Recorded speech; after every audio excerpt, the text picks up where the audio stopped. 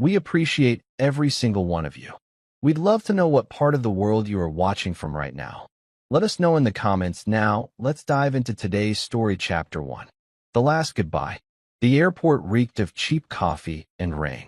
Ford Calhoun hugged his wife for the last time, but there was no tremor in her body, no ache in her fingers as they touched his back. She was already gone in every way that mattered. He smelled another man's cologne clinging faintly to her scarf. "You will call me when you land?" Amberlyn asked, blinking up at him, voice sweet, too sweet. She could lie better than any spy Ford had ever met. He should know. Lying used to be his job.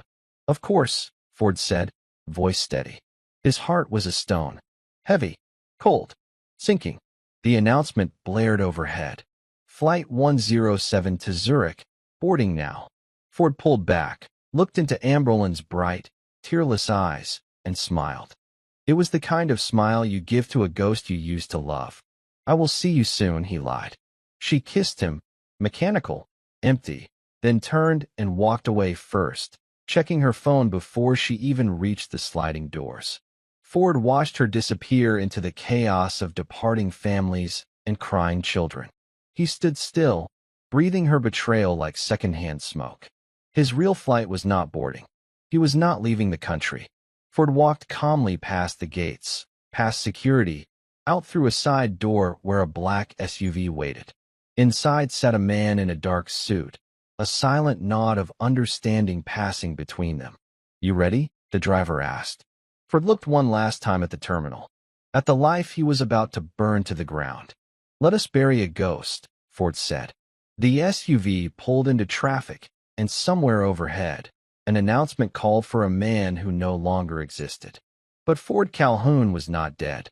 He was just getting started. What would a man do if he had nothing left to lose, but everything left to prove? "Wait, can I share something personal with you? You've made it this far into the video, which tells me something powerful. You're actually enjoying this story. But here's what's crazy. Many of you watch, feel every twist, every emotion, but forget to hit subscribe. I've set a dream goal, 10,000 subscribers. It's bold. It's big. And you, yes, you watching right now, can help make it happen. If you don't subscribe now, you might miss the next plot twist, the next betrayal, the next karma-filled revenge. So here it is. This is the moment. Tap subscribe. Turn on the bell. Be part of the journey.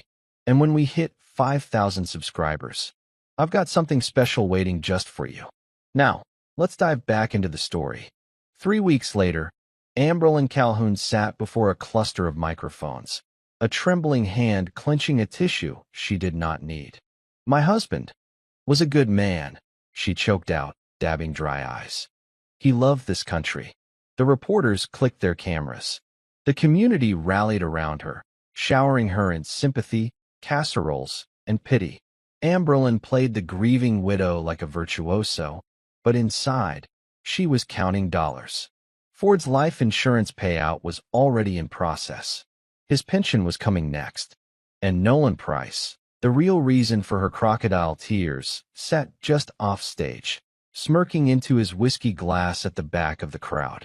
From a nearby rooftop, Ford watched through binoculars. The city sprawled in gray drizzle behind him. He saw everything.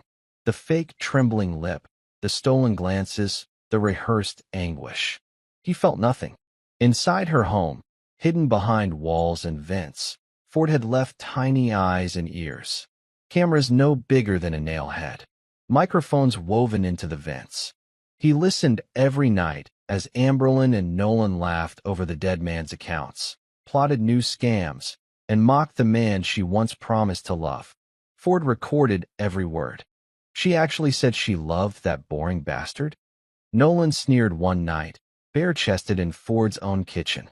She said a lot of things, Amberlyn purred, curling against him. All lies. Ford turned off the feed that night. Not because he could not bear to hear it, but because he needed no more proof. She had made her choice. Now, it was Ford's turn to choose how the story would end. And he had all the time in the world.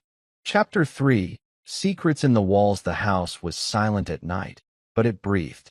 Behind the marble countertops and designer walls, Ford's tiny cameras blinked alive, recording every secret whispered in the dark, every scheme hatched between champagne kisses, every plan to steal what was left of Ford's legacy. Amberlyn thought she was safe. She thought the dead stayed dead. She was wrong. Ford had spent the last decade in the CIA learning how to disappear, how to fake a life, how to bury the truth under layers of falsehood. It was almost insulting how easy it had been to fake his death. A staged field report, a planted DNA sample, a quick ceremony with no body recovered. And while the world mourned, Ford built his case. Tonight, he sat in the back of a grimy dive bar, laptop open, headphones in. On the screen, Amberlyn smiled lovingly at Nolan across a candlelit dinner in Ford's own dining room. "You need to move fast," Nolan said between bites. "The accounts will not stay hidden forever." "I know," Amberlyn said, brushing her fingers along his wrist. "Ford made it too easy. He trusted me with everything." Nolan laughed, low and cruel. "You are smarter than he ever knew," he said. Amberlyn leaned back, sipping her wine, smug. Ford paused the feed, staring at the frozen image. Smart? Maybe, but not smarter than a man who had already written the final act of her story. Ford closed the laptop with a soft click, dropped a few bills on the sticky bar counter, and pulled on his jacket. The next phase was ready. Amberlyn thought she was building a new life atop Ford's grave. She did not realize he had been digging hers all along. The world had written Ford Calhoun's name in stone. A hero lost overseas. A faithful husband mourned. A ghost. But ghosts did not bleed. And Ford had never been good at playing dead for long. From the dim, cement-walled safe house 2 towns over, Ford stared at the screen, watching his wife's betrayal unfold in real time. Beneath the blinking feed, encrypted files stacked up, bank statements, offshore transfers, secret real estate deals, all tied back to Amberlyn and her lover, Nolan Price. Ford's plan had never been simple revenge. It was not enough to expose an affair. That would be too small, too forgettable. He wanted to tear down the entire kingdom they had tried to build from the ashes of his life.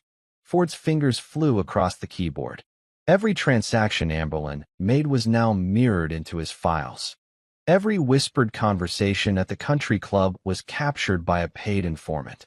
Even Nolan's smug dinner reservations left a breadcrumb trail of fraud and conspiracy. It was bigger than adultery. It was financial crime. It was public corruption. And soon, it would be the kind of scandal that destroyed careers, families, even governments. Ford leaned back in the cracked leather chair and allowed himself one long breath. This was not about love anymore. It was about justice. And justice, he knew, moved slow. But when it struck with a blade honed sharper than grief. The printer in the corner whirred softly, spitting out another stack of documents.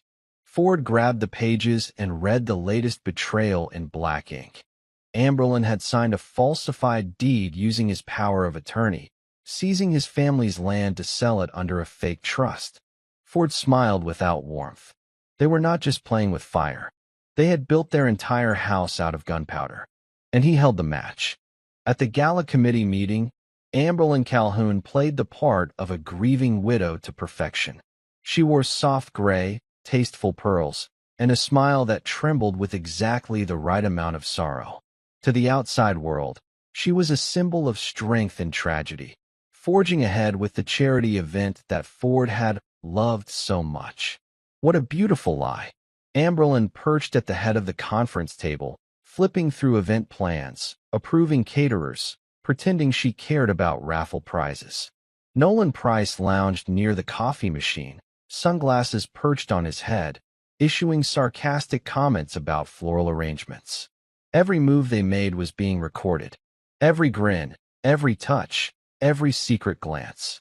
Ford had bribed the gala's AV technician, a struggling college kid desperate for tuition money.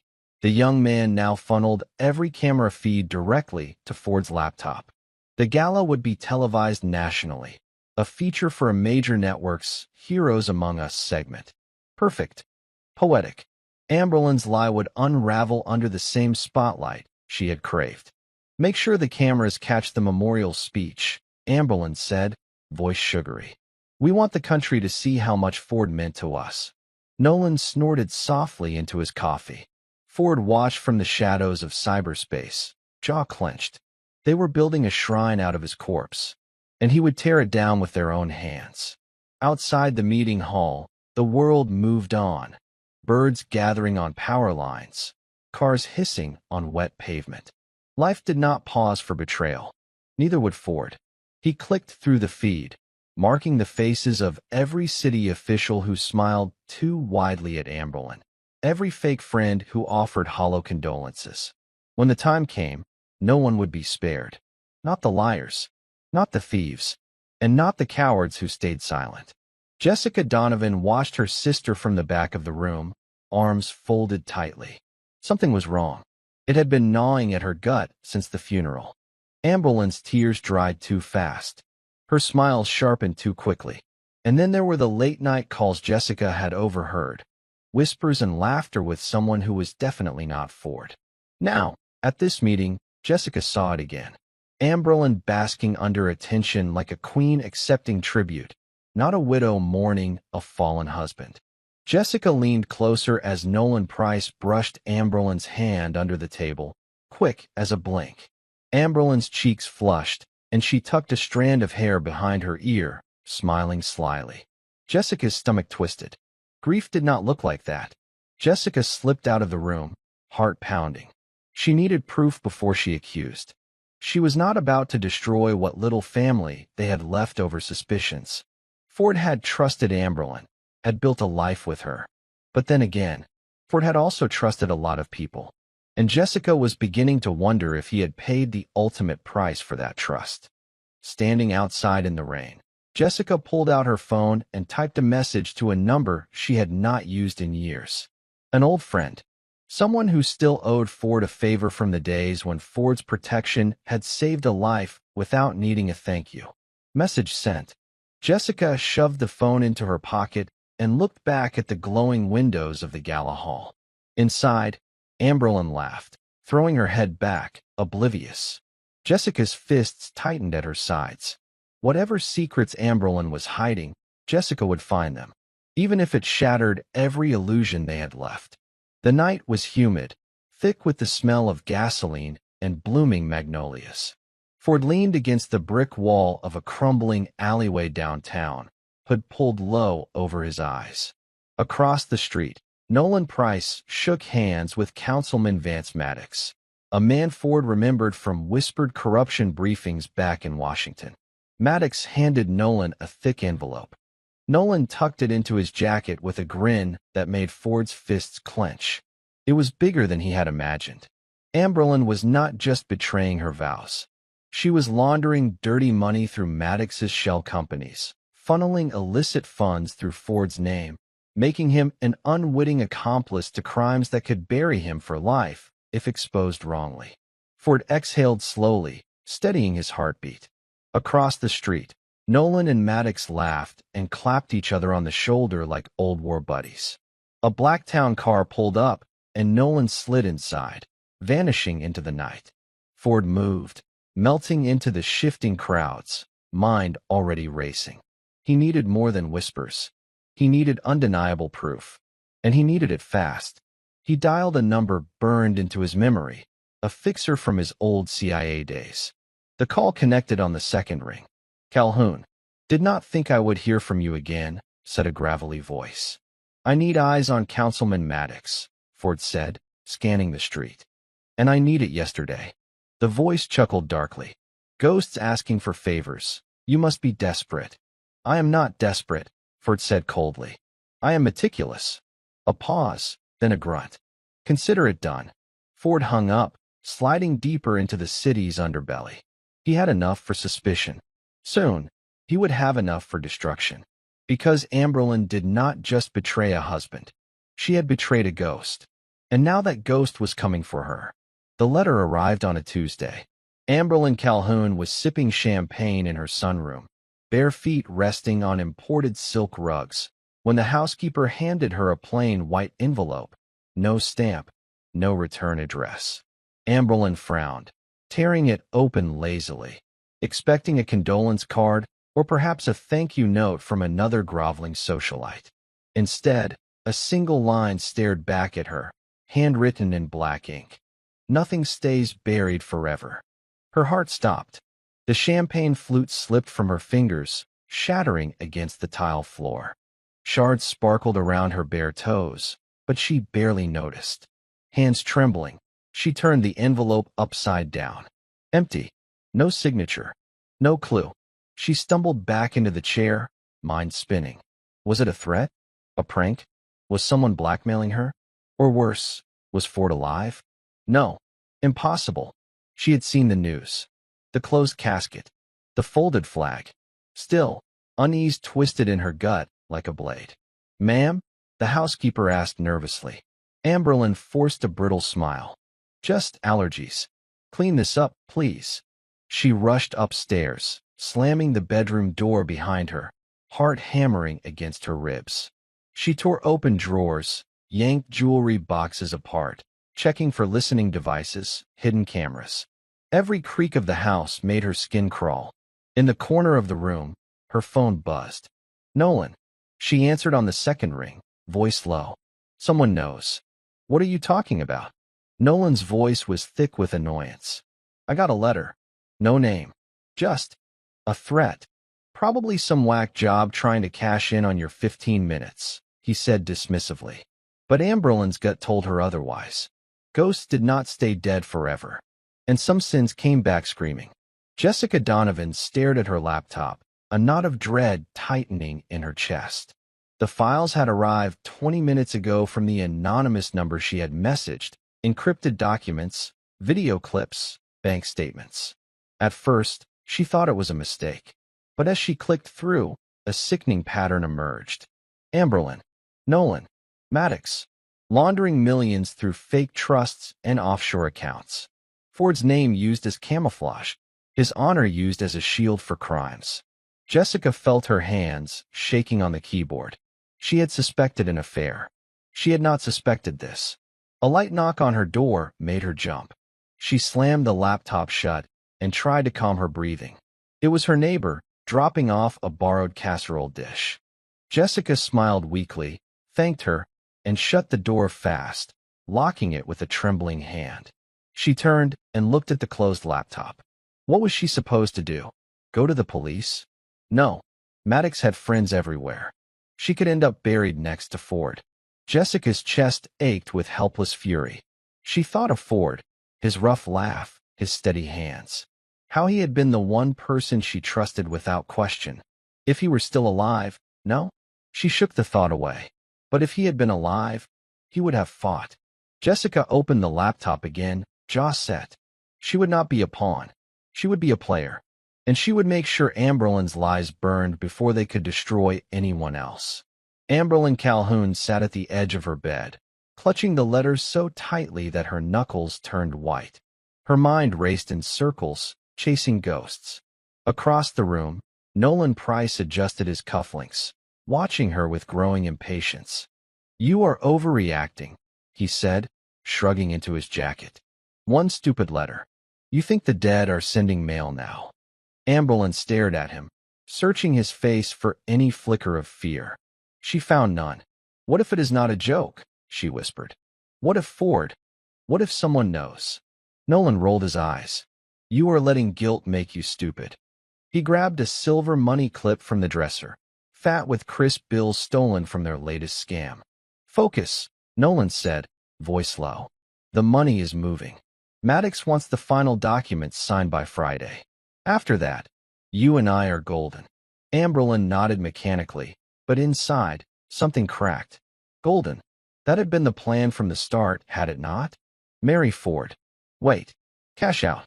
She had never imagined the guilt would feel so heavy.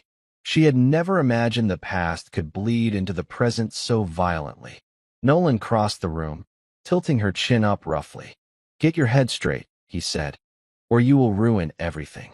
Then he was gone, the door slamming behind him with a finality that made her jump. Amberlin sat frozen for a long moment. Then, moving stiffly, she pulled open her nightstand drawer. Hidden beneath old birthday cards and broken jewelry was a second burner phone, the one she had used to text Nolan during her marriage. Her thumb hovered over the keypad. Maybe it was time to find out if the dead could bleed after all. Because if Ford Calhoun was alive, she would finish what she started. Ford sat in a shadowed booth at a grim diner on the edge of town, stirring black coffee he had no intention of drinking. Across from him, a man in a rumpled gray suit tapped a folder against the table. Councilman Maddox is dirtier than a landfill, the man said. Bribes, kickbacks, land scams, all buried under a dozen fake companies. Ford flipped through the photos, grainy images of Maddox exchanging envelopes, scheming with Nolan Price and Amberlin. Paper trails, bank transfers, signatures, everything tied together in an elegant web of greed. How deep does it go? Ford asked quietly. The man grimaced. All the way to the mayor's office, maybe higher. Your wife and Price, they are just a small piece. Ford leaned back, processing. This was not just personal anymore. It was systemic, a rot that had spread through the city's bones. Good. He wanted to destroy it all. Will you testify when the time comes? Ford asked. The man hesitated, then nodded once. For you? Yeah. You saved my brother's life once. I owe you.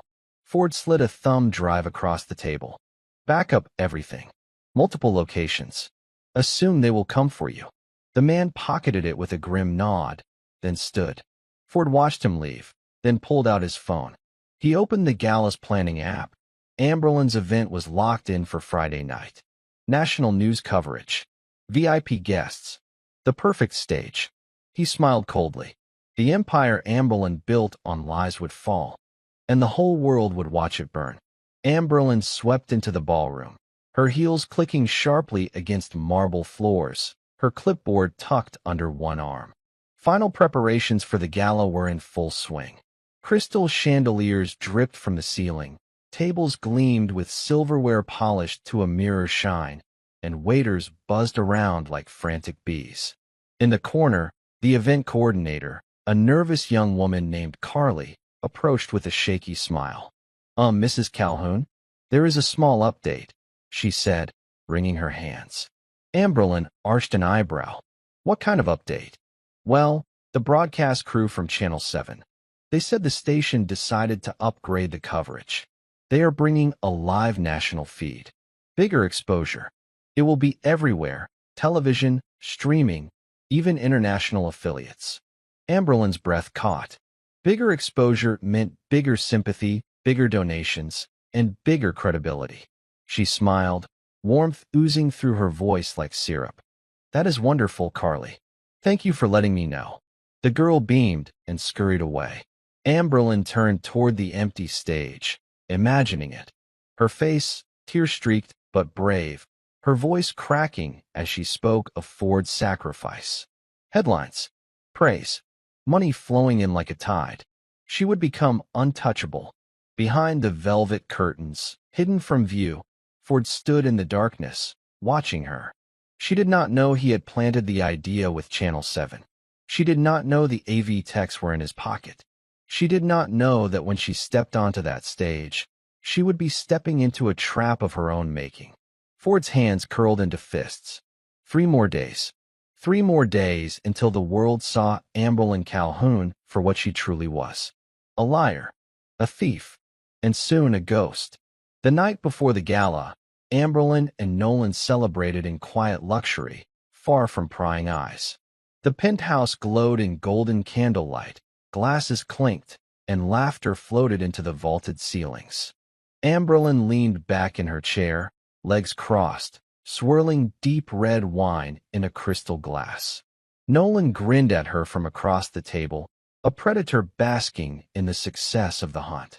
To tomorrow, Nolan said, raising his glass. Amberlin smirked. To the future, they toasted, their glasses ringing sharply in the air.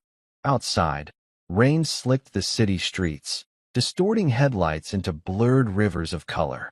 In the hidden world beyond the penthouse walls, the net around them tightened.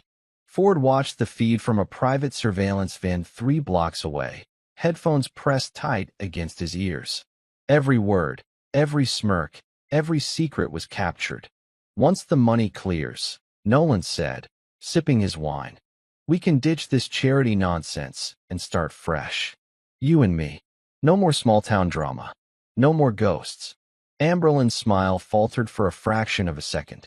What about the councilman? She asked carefully. Nolan waved a dismissive hand. Maddox is greedy, not loyal. He will take his cut and move on. The others will not touch us once we cash out. Amberlin hesitated, studying him over the rim of her glass. Ford noted the pause, the tension. Good. Doubt was a weapon too. Relax, Nolan said, leaning back.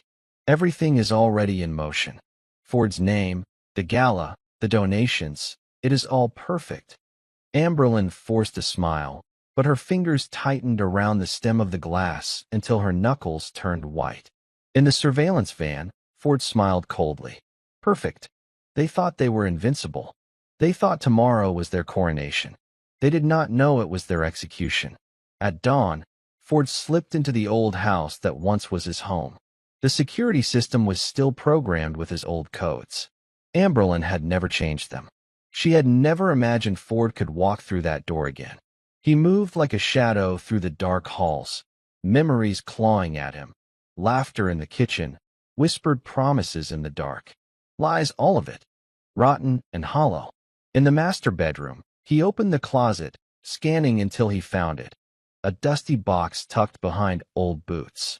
Inside, under faded photographs and meaningless trinkets, was his emergency lockbox.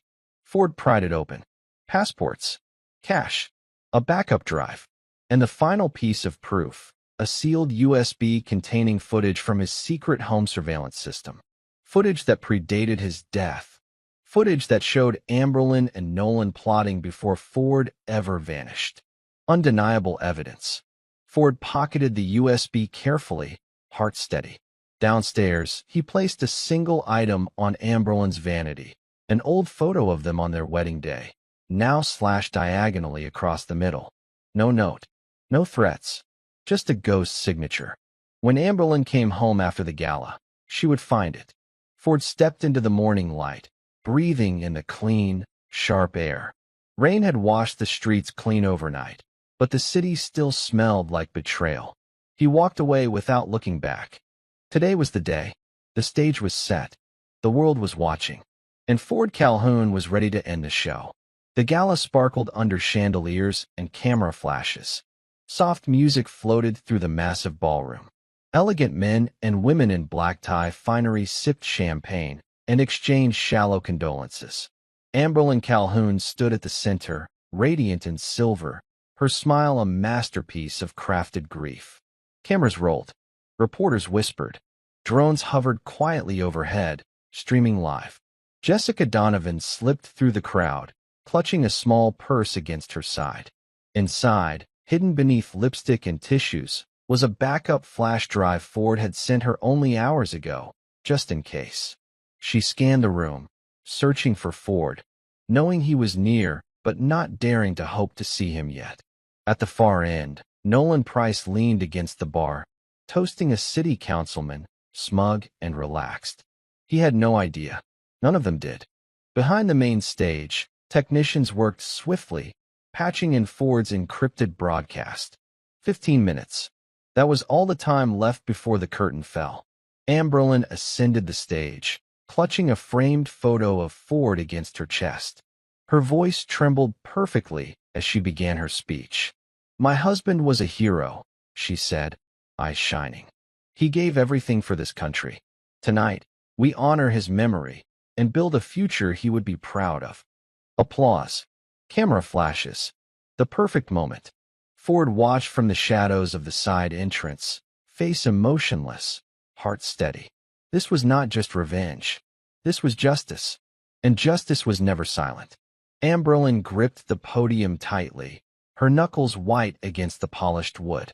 The cameras in front of her whirred softly, streaming her every word across the country. She gave her speech perfectly, a delicate balance of heartbreak and hope, rehearsed a dozen times in the mirror. Her voice cracked at all the right moments.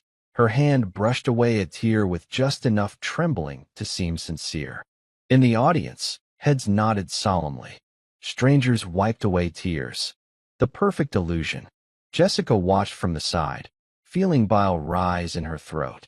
She had loved her sister once. She had believed in her. Now, all she saw was a polished liar standing on the bones of a good man. Behind the stage, in the equipment room, Ford stood with the broadcast technician, a wiry young man wearing headphones and an anxious expression. "You are sure about this?" the tech whispered. Ford's eyes did not blink. "Do it." The technician nodded, his fingers flying over the keyboard. Amberlyn finished her speech with a trembling whisper. "We honor the fallen by living bravely in their memory." Applause roared. The orchestra swelled. And then, the screens behind her flickered. A murmur rippled through the crowd. Amberlyn turned, confused. The national news feed froze, then jerked to life with a new image. It was not Ford's flag-draped coffin. It was a video, footage from inside her own home.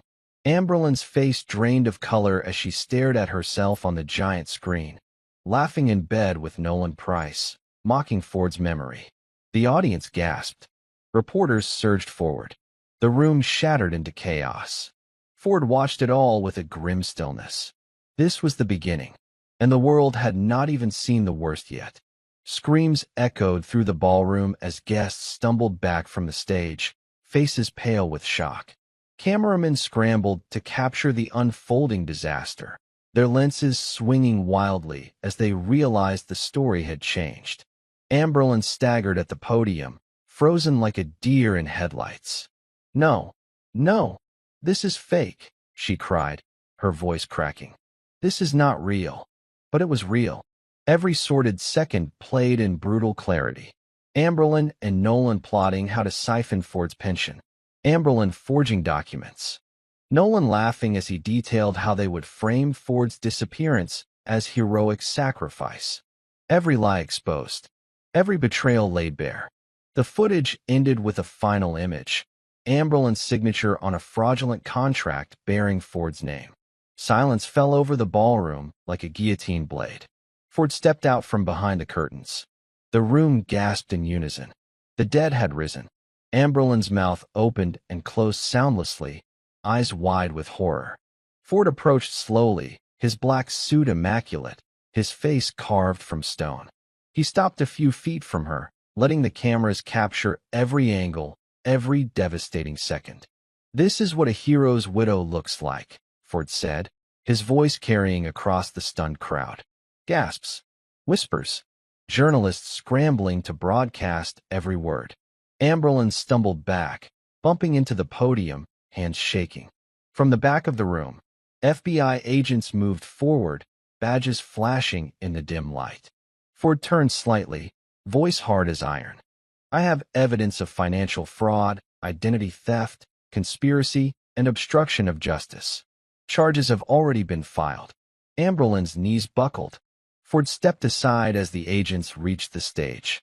This was no longer a charity event. It was a public execution of reputation, of legacy, of lies. And the audience would never forget it.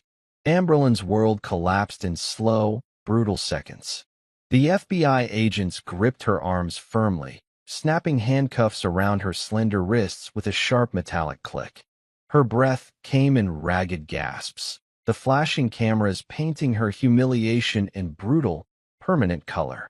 Jessica watched from the side, her heart a knot of complicated feelings, sorrow for what could have been, fury for what had been done. Nolan tried to slip out through the back entrance, but another pair of agents intercepted him, pressing him against the marble wall as they read him his rights. The crowd buzzed like a disturbed hive, shock, outrage, curiosity thick in the air. Amberlyn twisted, desperate. "This is a mistake," she shrieked. "I love Ford.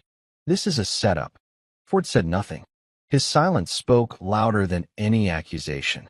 He simply watched as they dragged her down the steps she had once climbed with pride. The gala fell into chaos, guests rushing to leave, news crews shoving microphones into the faces of confused councilmen, socialites crying into their cocktail napkins. Jessica pushed through the crowd and found Ford standing alone near the side exit, his shoulders stiff, his face unreadable. She hesitated, then touched his arm lightly. He turned, and for the first time in years, Jessica saw the brother-in-law she remembered, battle-scarred, but unbroken. "I am glad you are alive," she whispered. Ford nodded once, emotion flickering in his eyes. He did not smile. He did not need to. Justice was enough. As Amberlyn was dragged out into the flashing lights and shouting reporters, her screams lost against the night, Ford turned away. There was nothing left for him to say. Her empire was dust. Her lies were ash. And Ford Calhoun was finally free. Nolan Price shoved his way through the crowd outside the gala, his expensive shoes slipping on the rain-slick marble steps. Cameras flashed. Reporters shouted. Spectators pointed and gasped. Handcuffs bit into his wrists, but he fought against the agents dragging him toward an unmarked black SUV. "This is a mistake," he bellowed. "I am innocent. I am being set up." The agents said nothing, their grips tightening. Ford Calhoun stood under the eaves of the building, arms folded, watching it all unfold. His expression was carved from ice, unmoved by Nolan's theatrics. Across the square, a giant video billboard played the footage again, Nolan and Amberlyn laughing, scheming, signing contracts under Ford's name. The city could see everything now. There was no saving face. As Nolan was shoved into the back of the SUV, the doors slammed shut with a satisfying finality. Ford turned away, blending into the crowd like a ghost. Nolan was not the end. He was just another piece falling into place. The councilmen who had taken bribes, the businessmen who had laundered money, the officials who had looked the other way, they were all exposed now. The city had feasted on lies for too long. It was time to tear the rot out by the roots. Tonight was only the beginning. Ford's steps were steady, purposeful, as he disappeared into the shadows, leaving the chaos behind. The dead did not speak, but sometimes they came back to make sure the living listened. Ford sat alone in the safe house, the glow of the monitors painting his face in ghostly light. He watched the news cycle loop endlessly. Amberlyn's tear-streaked mugshot, Nolan's frantic screams, city officials stammering as reporters demanded answers. Justice was being served live, frame by frame. But Ford's mind was not in the present. It drifted backward, pulled into memories that burned like coals against his skin. He remembered the night he found the first clue, Amberlyn's phone buzzing at midnight, a text flashing briefly on the screen. "Miss you already. NP." He remembered standing frozen in the doorway, hearing her laughter from the bathroom as she chatted with Nolan, thinking Ford could not hear. He remembered the cold silence at breakfast the next morning, the lies dressed up as smiles, the hollow kisses. The decision to vanish had not been made in one moment. It had been death by 1,000 cuts, each betrayal slicing deeper, each lie hollowing him out, until there was nothing left but the shell of a man who had once trusted her. Ford leaned back in the chair, closing his eyes. He had been forced to grieve a living person. That was the cruelest kind of mourning. Now, he had buried her memory properly, not with forgiveness, but with fire. The final stage was still ahead, and Ford Calhoun never left a mission unfinished.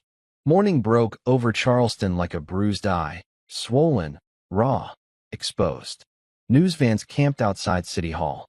FBI agents raided luxury condos. Headlines screamed betrayal and scandal. Amberlyn and Nolan were no longer the only ones falling. Ford moved through the city unseen, a ghost in plain sight. He stood on the courthouse steps, watching as Maddox was let out in handcuffs, his face sagging with defeat. More names would follow. The dominoes were falling. Jessica found him there, her coat wrapped tightly against the morning chill. For a long moment, they said nothing. Then she handed him a small package, a thumb drive. "Backup copy," she said. "Just in case." Ford nodded, tucking it into his pocket without a word. Jessica hesitated, then said, Are you staying?" Ford looked past her, beyond the crowds, beyond the flashing cameras.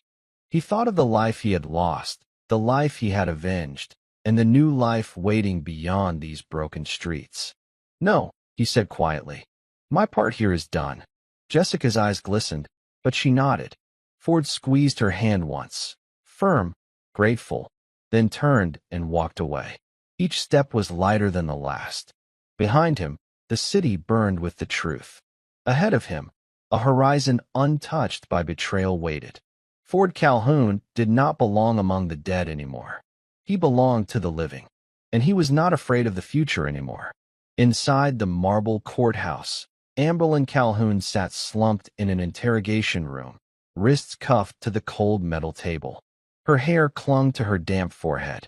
Her silver gown was crumpled, stained with rain and humiliation. Across from her, Special Agent Morales laid out folder after folder, bank transfers, phone records, property deeds. Each document a nail driven deeper into the coffin she had built with her own hands. "You can cooperate," Morales said calmly, sliding another stack forward, "or you can go down with everyone else." Amberlyn licked her dry lips, throat constricting. "Everyone else?" she croaked. Morales smiled thinly. "Did you really think Nolan Price loved you?" Amberlyn's blood ran cold. The agent leaned forward, voice low and cutting. "You were never the partner. You were the pawn. The moment you outlived your usefulness, he planned to frame you." Amberlyn shook her head violently. "No, Nolan, he." Morales slapped down the final document.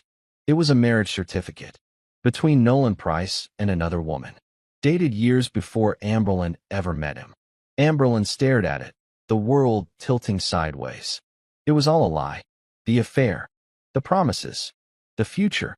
She had betrayed Ford for a man who had played her like a violin. Morales' voice turned steely. "Cooperate, Mrs. Calhoun. Give us everything, or rot for crimes you did not even benefit from."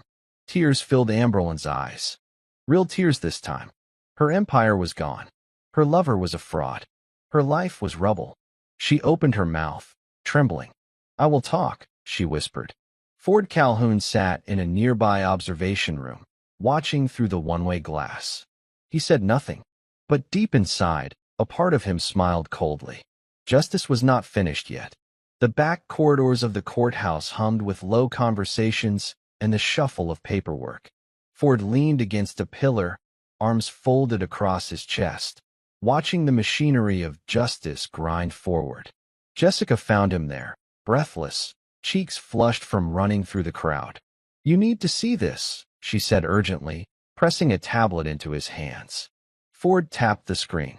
A series of encrypted emails scrolled by, messages between Nolan and a string of foreign bank representatives. Offshore accounts, secret investments, documents filed under Amberlyn's name without her knowledge. Nolan had planned it all meticulously.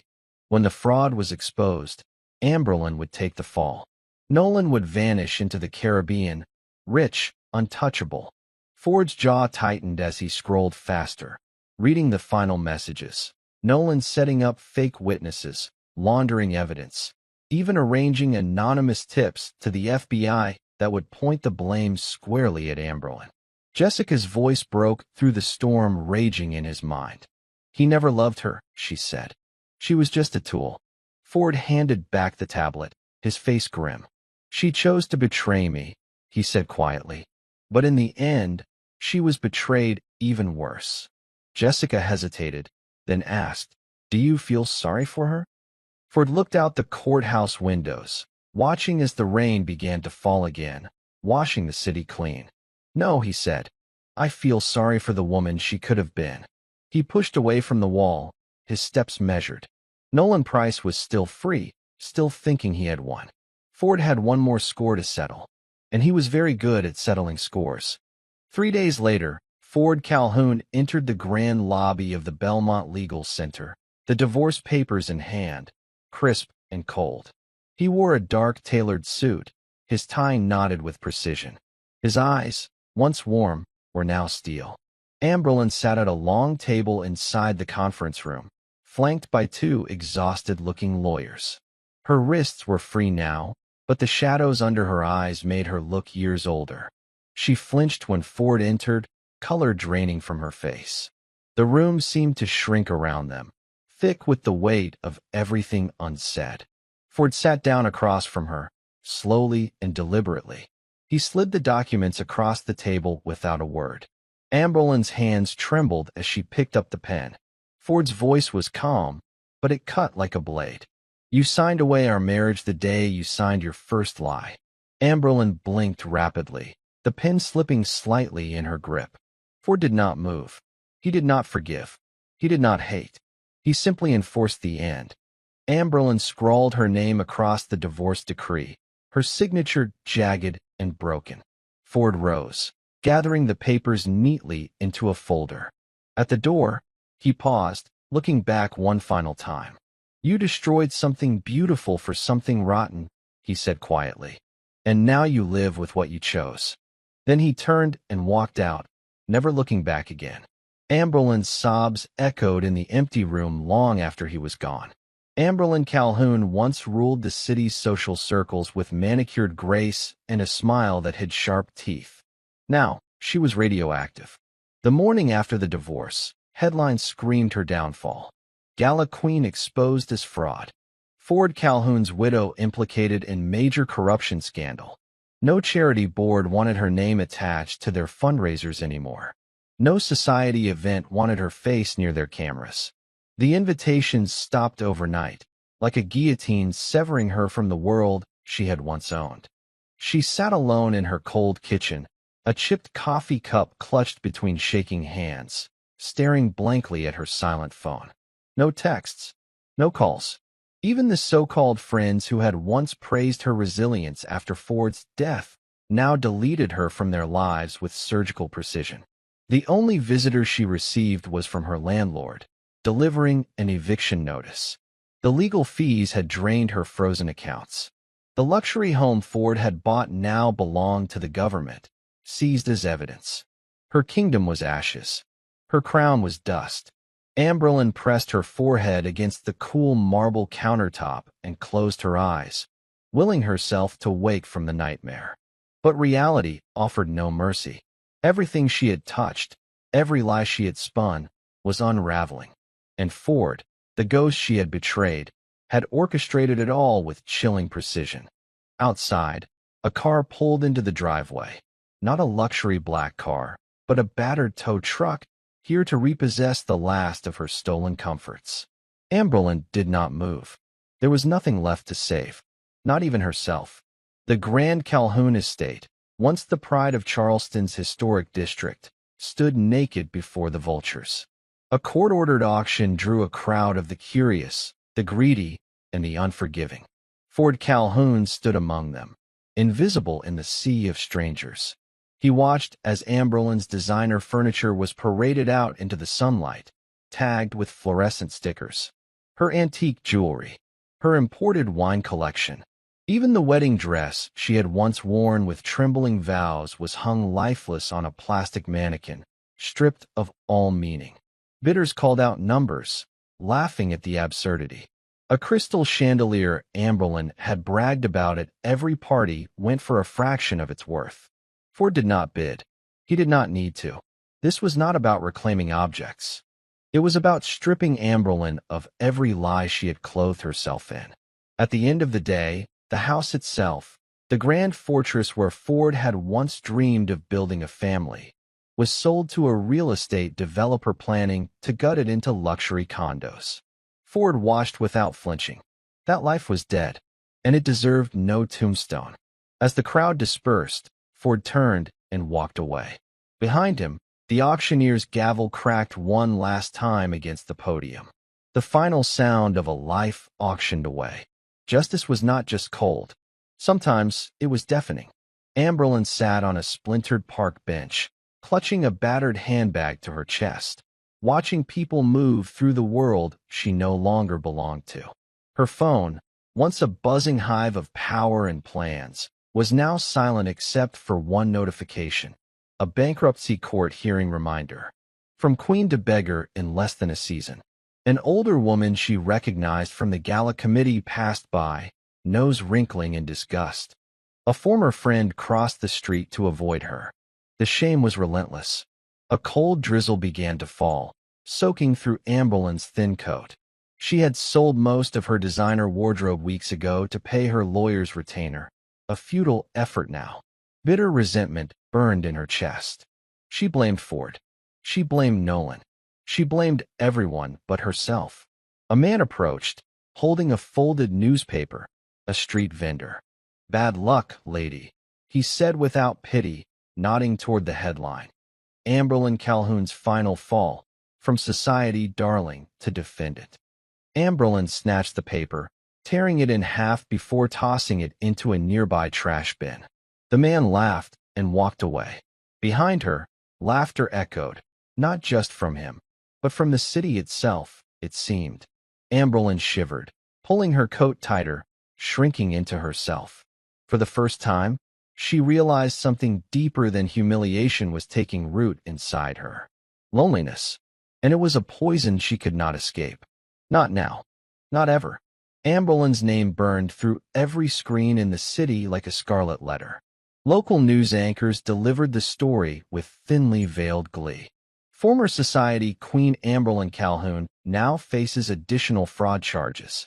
National tabloids labeled her the widow of lies. Morning talk shows debated whether she deserved prison time or pity. Amberlin sat inside a grimy motel room, the curtains drawn tight, flickering TV casting shadows over peeling wallpaper. Her reflection in the cracked mirror was almost unrecognizable. Hollow eyes, sunken cheeks, makeup smeared from tears she could not stop shedding. Every news cycle brought fresh humiliation. A viral video replayed the gala scandal over and over. Her frozen face, Ford stepping onto the stage, the FBI agents closing in. She muted the television, unable to hear the laughter anymore. Her stomach churned. Her bank account was nearly empty. She had pawned her last valuable bracelet for a few nights of shelter. The final humiliation came when her court-appointed lawyer called. "Amberlin, there are new charges," he said bluntly. "Forgery, wire fraud, obstruction. If you do not cooperate further, you are looking at 15 years minimum." Amberlin pressed her forehead against the motel wall, the cold seeping into her bones. 15 years. By the time she got out, there would be nothing left of the life she had sacrificed everything to build. She thought she had played everyone, but in the end, she had only played herself. And she had lost. Completely. At a diner on the city's edge, Nolan Price leaned back in his booth, grinning across the table at a young prosecutor eager for his signature. The deal was simple. Testify against Amberlin Calhoun. In exchange, Nolan would serve a reduced sentence and keep a hidden portion of his stolen fortune, tucked away in an offshore account that the FBI had yet to uncover. Nolan did not hesitate. Amberlin was nothing to him now. A failed investment. A sinking ship. He scrawled his name on the agreement with a flourish, tossing the pen onto the table. As he rose, adjusting his jacket, he glanced at the television mounted on the wall. The news anchor's voice buzzed above the clinking dishes. Sources confirmed that Nolan Price is expected to testify against former partner Amberlin Calhoun, solidifying her prosecution in one of Charleston's largest corruption cases. Nolan smirked. Easy. Walking toward the door, he did not see Ford Calhoun watching from across the street, hidden under a baseball cap and dark sunglasses. Ford's face was unreadable, but his mind was already moving, calculating. Nolan thought he had won, but Ford had one more card to play, and it would make sure Nolan Price would not walk away from this clean. Not ever. Amberlin sat alone on the cold bench inside the processing center, chains rattling softly against her ankles. The heavy steel doors ahead of her creaked open. A female guard motioned. "Let's go." Amberlin rose slowly, her wrists shackled in front of her, her movements stiff and mechanical. They led her down sterile, echoing hallways, past women in orange jumpsuits, past faces she would have once called trash or nobodies from the heights of her charity galas. Now she was one of them. No makeup, no designer shoes, no stage smiles, just another number in a broken system. Her cell was small, barely larger than a walk-in closet. A metal bunk bolted to the wall. A toilet with no lid. A tiny slit of a window showing nothing but the gray sky. The guard shoved a folded uniform into her hands. Put it on. You are here now. The door slammed shut behind her with a sound that echoed in her bones. Amberlyn slid down onto the bunk, uniform still clutched in her shaking hands. Outside, laughter echoed through the cell block, harsh, bitter. Amberlyn curled into herself, pressing her forehead to her knees. There were no cameras here, no gala lights, no pity, only the cold, inescapable truth. She had destroyed everything, and now there was nothing left to save her from herself. Ford Calhoun sat at a worn table in a quiet diner, nursing a black coffee that had long since gone cold.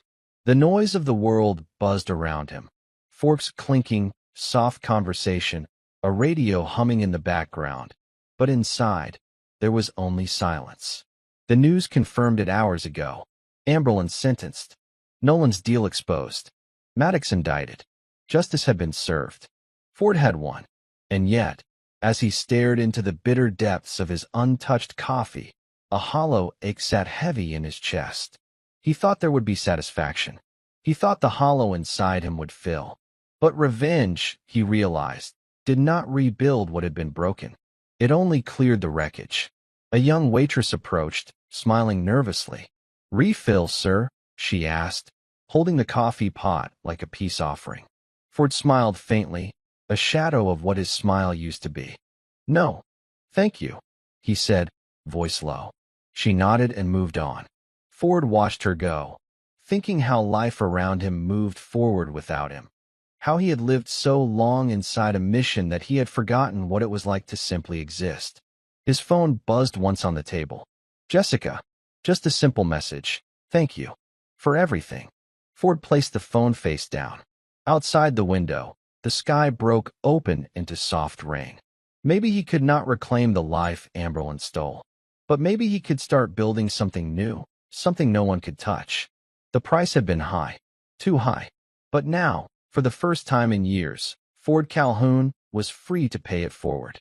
The next morning, Ford stood outside the battered doors of the Charleston Veterans Center. Rain dripped from the brim of his ball cap, soaking the collar of his jacket, but he made no move to hurry inside. This place had been an afterthought once, a charity Amberlyn had paraded around for photo ops, all while siphoning money through shell accounts. Now, it would be different. Ford had made sure of it. Inside, the center buzzed with quiet energy, volunteers sorting supplies, a counselor laughing softly with a scarred young Marine. Ford approached the front desk, nodding politely at the receptionist. "I am here to deliver something," he said, sliding a thick envelope across the counter. She opened it, her eyes widening. It was a donation, substantial, anonymous, enough to fund operations for the next 3 years. And it was only the beginning. Ford had already started funneling reclaimed assets into foundations Amberlyn had once exploited, restoring what was stolen, honoring the sacrifices that had been mocked by lies. It would not erase the past, but it would make damn sure the future was built better. As he turned to leave, a little boy standing with his father tugged on Ford's jacket. "Sir," the boy said shyly, "are you a hero?" Ford knelt slowly, looking the boy in the eye. "No," he said gently, "just someone who forgot for a while. But I am trying to remember now." The boy smiled and ran back to his father. Ford straightened, heart lighter than it had been in a long time. Sometimes, small victories mattered most. Ford returned to the old cemetery on the edge of the city, where a marble headstone still bore his name. Ford Calhoun, beloved husband and hero gone too soon, he stood in front of it for a long time, hands in his jacket pockets, feeling the mist settle on his skin. For years, this stone had been his exile, his hiding place, his prison. No more. A groundskeeper approached, tugging his cap respectfully. "You want it removed?" the man asked. Ford nodded once. "Yes, it is time." The groundskeeper set to work, the machinery humming quietly. Inch by inch, the false grave was pulled from the earth. Ford watched, unblinking. Beneath the sod, there was only damp soil and broken roots. Nothing lasting, nothing real. Just like the lies Amberlin built her life on. Ford turned and walked back to his truck, never looking back. Ghosts belonged in the past. And Ford Calhoun was done being a ghost. In a sterile courtroom downtown, the final rulings came swift and brutal. The funds recovered from Amberlin's fraudulent activities were redistributed to the organizations she had once preyed upon. The real estate scams were unwound. The stolen pensions were restored. Ford watched from the back row, silent, invisible, as the judge read the verdicts. When it ended, he slipped out before the reporters could clog the hallways. There was no need for congratulations. This had never been about revenge for headlines or applause. It had been about making it right, even if no one ever knew. He returned to his modest apartment that evening, stacking legal documents neatly into a safe. One envelope he kept separate.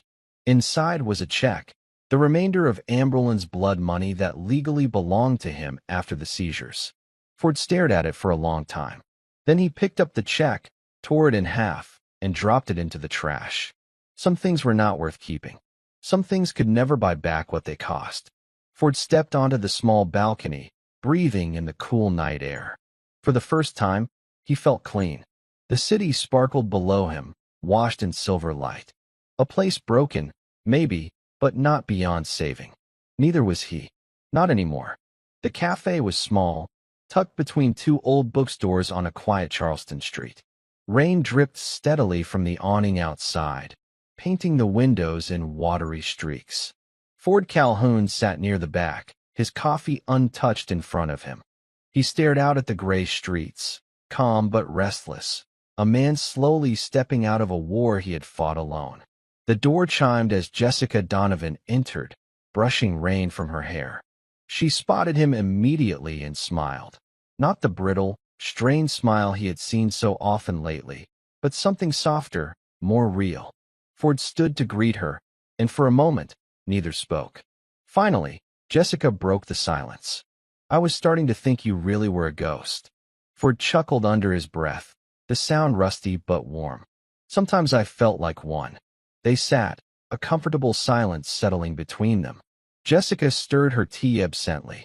"I saw what you did," she said quietly. "For the Veterans Center. For all of it." Ford shrugged. "Just fixing what I should have seen sooner." Jessica shook her head firmly. "You could not have known. You trusted her. That is not a weakness, Ford." He looked at her then, really looked, and saw the strength behind her tired eyes, strength he had once admired. "Thank you," he said simply. Jessica smiled, tears glimmering unshed. "You deserved better," she said. Ford glanced out the window, watching a child splash through puddles. "Maybe now I can find it," he said. Jessica reached across the table, squeezing his hand once, firmly, before letting go. They did not need more words. Some scars were best acknowledged in silence. And some friendships, like some battles, were forged in fire. That night, Ford walked the streets of Charleston, the cool mist clinging to his jacket, the city lights blurring into soft halos. Everywhere he looked, memories lurked, some sweet, some poisoned. The old coffee shop where he and Amberlin had shared their first date. The park bench where he had once imagined proposing. The street corner where he had watched her kiss Nolan, hidden from sight. Ford paused beneath a flickering lamppost, staring up at the misty sky. Memories had weight, he realized. You could not erase them, but you could decide whether or not you let them chain you down. Ford pulled out a small leather notebook, the one he had used during his years at the CIA. Inside were notes, plans, missions, and, recently, sketches of a life he had imagined rebuilding. He tore out the page where Amberlin's name was written. He let the paper drift into the wet gutter, watched it dissolve into nothing. What remained now was not bitterness. It was space, room to breathe, room to build again. Ford tucked the notebook back into his pocket and turned down a side street, disappearing into the mist. The past would always be a part of him, but it would not define him anymore. The office was small, tucked above a law firm in an aging building that smelled faintly of leather and old wood. Ford stood at the window, overlooking the harbor, listening as the man behind the desk explained the offer. "You have experience most people could only dream of," said Thomas Beckett, a former federal agent turned private investigator.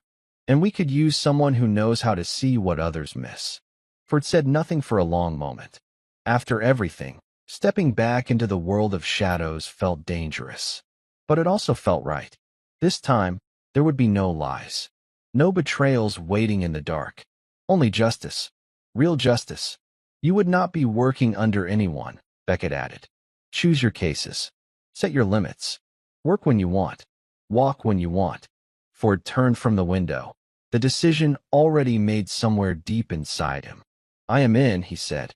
Beckett smiled, extending his hand. Ford shook it firmly.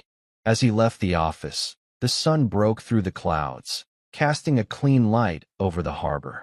Ford Calhoun was not running anymore. He was hunting, but this time for the right reasons. And he was just getting started. Late that evening, Ford found a small envelope slipped under his apartment door. No return address. No name. Just his name printed neatly on the front.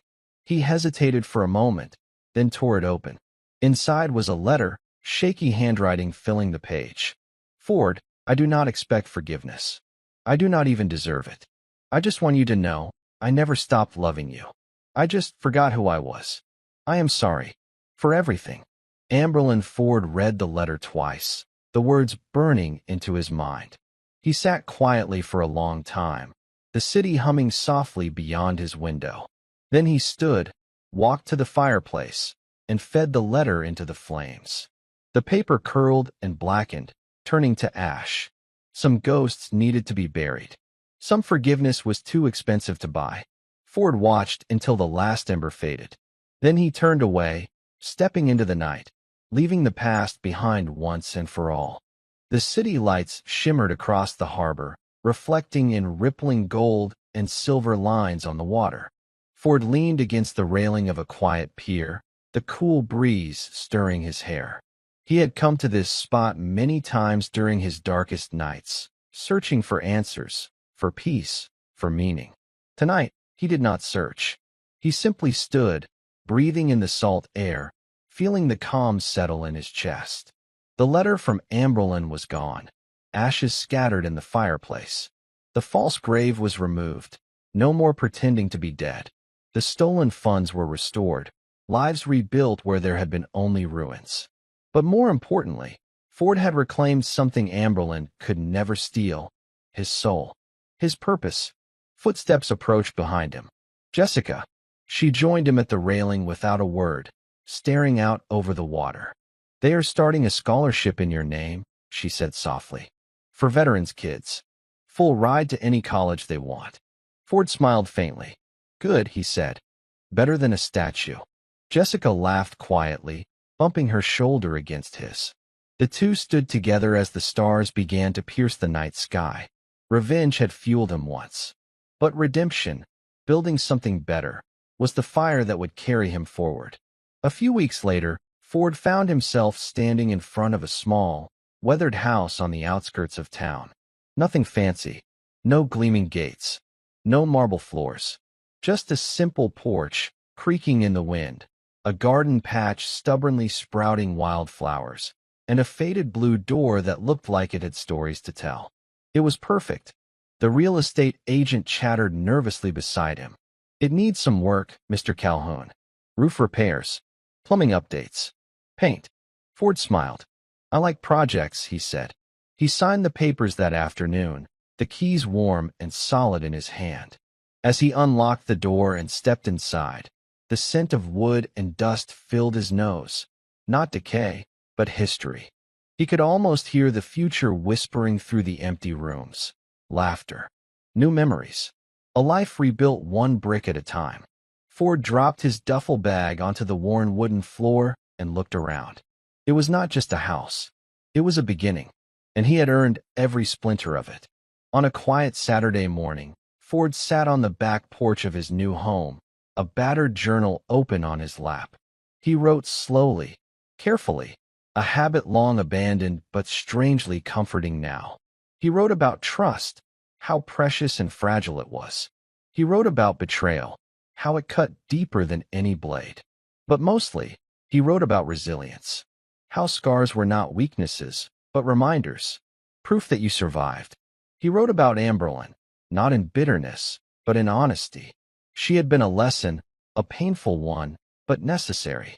He wrote about Jessica, how loyalty could survive even the worst storms. He wrote about himself, a man who had been broken, burned, buried, and had clawed his way back to the light. The words bled onto the pages like a slow healing. When he finished, Ford closed the journal gently and stared out over the backyard, where early sunlight painted gold across the grass. There were scars on his heart that would never fade, but they no longer weighed him down. They strengthened him. They told his story, and he was still writing it, one day at a time. At the edge of town, in a small diner tucked between rolling fields, Ford sat by the window, sipping fresh coffee and reading the paper. The headline made him pause. Amble and Calhoun denied parole. Nolan Price bankrupt. Justice holds. Ford folded the newspaper and set it aside. He felt no triumph, no gloating, just a deep, enduring peace. Justice was not about vengeance. It was about balance, about making sure the truth survived when everything else had been built on lies. The sun broke through the morning mist, bright and cold and beautiful.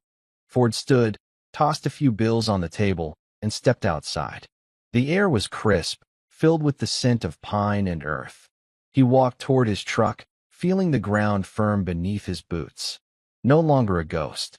No longer a prisoner of the past. A man alive. A man at peace.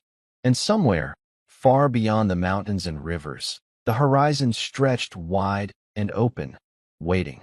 Ford Calhoun smiled. The cold sun rose behind him as he drove toward it, toward whatever came next. The small-town festival bloomed with life.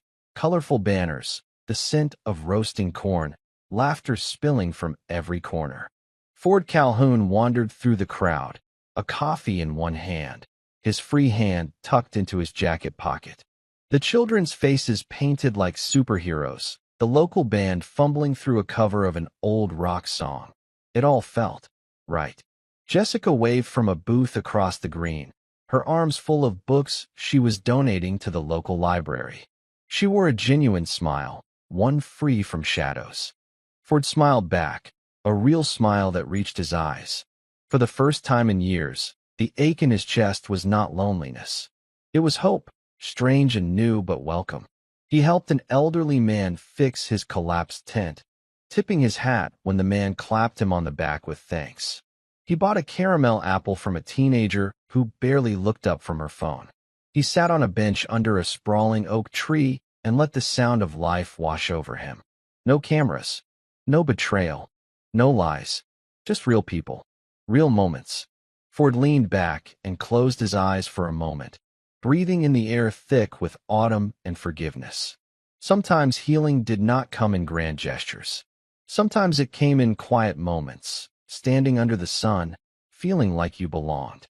Ford Calhoun was not looking back anymore. He was finally home. That night, Ford sat on the front porch of his house, a mug of tea warming his hands, the stars stitched thick across the sky. Jessica sat beside him, a blanket wrapped around her shoulders. They talked about everything and nothing, how the veteran center was expanding, how the town was raising money for a new playground, how Ford might someday teach self-defense classes for kids who had no one else to protect them. The future was no longer something to fear. It was something to build. I used to think revenge would fix everything, Ford said quietly, staring out at the moonlit fields. But it doesn't. It just clears the wreckage. After that, it is up to you whether you plant something new. Jessica nodded, her eyes bright. And you are planting, she said. You're living. Ford smiled, slow and steady. I am trying. The night air wrapped around them, cool but comforting. Ford knew there would still be hard days. But now, there would also be good ones. Better ones.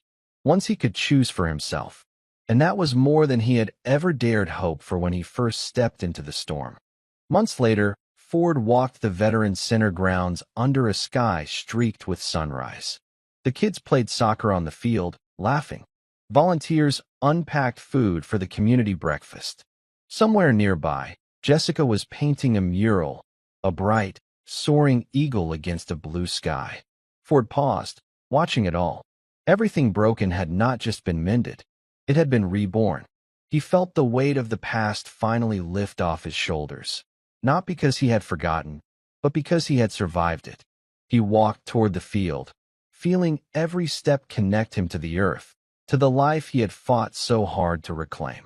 A small boy broke from the soccer game and ran toward him, kicking up dust. "Hey, mister," the boy called. "Are you a hero?" Ford knelt down to his level, smiling. "No, kid," Ford said softly. "I am just someone who decided not to stay broken." The boy grinned and sprinted back to his game. Ford stood, hands on his hips, breathing in the clean morning air. The past was behind him. The future was his to shape. And somewhere deep inside, Ford Calhoun knew he had not just survived the storm.